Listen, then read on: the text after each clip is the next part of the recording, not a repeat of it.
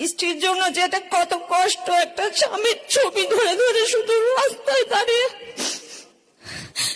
তার সন্তান যে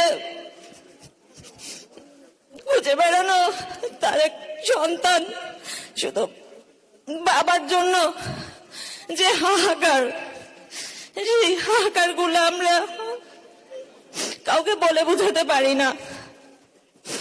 আমার স্বামীকে 2013 সালের 28শে নভেম্বর ঢাকা কেন্দ্রীয় কারাগারের সামনে থেকে গুম করা হয়, যেখানে খুব বড় করে লেখা ছিল, রাখিব নিরাপদ, দেখাবো আলোর পথ।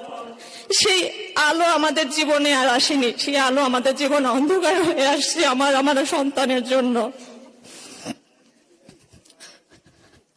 আমরা এখন শুধু চাই আমার স্বামীর সন্ধান দিক এবং এই বিচারটা যেন করা হয়। গুম কমিশন যেটা রিপোর্ট, ফাইনাল রিপোর্ট সাবমিট করেছে, সেখানে তারা বলেছে 251 জনকে ধরে নিতেছে, তারা আর কখনো ফেরত আসবে না।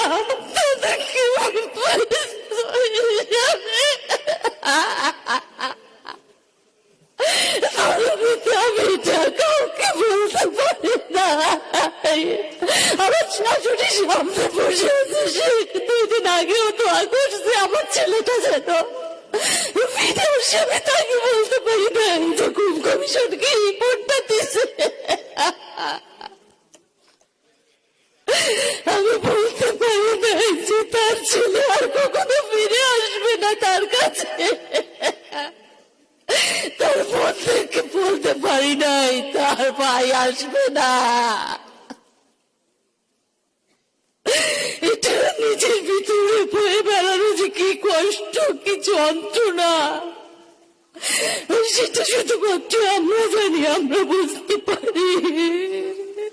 আমরা কি এখন তাকে মৃত বলে ধরে নেব নাকি শহীদ হিসেবে ধরে নেব? আমি তো তারেক রহমান স্যারের কাছে জানতে চাই, আমরা কি হিসাবে মানুষগুলোকে ধরে নেব?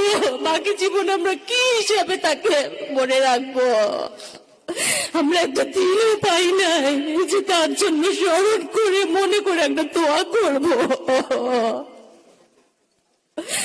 আমরা আজ কি যন্ত্রণা কাটাচ্ছি সেটা কেউ বুঝতে পারবে না।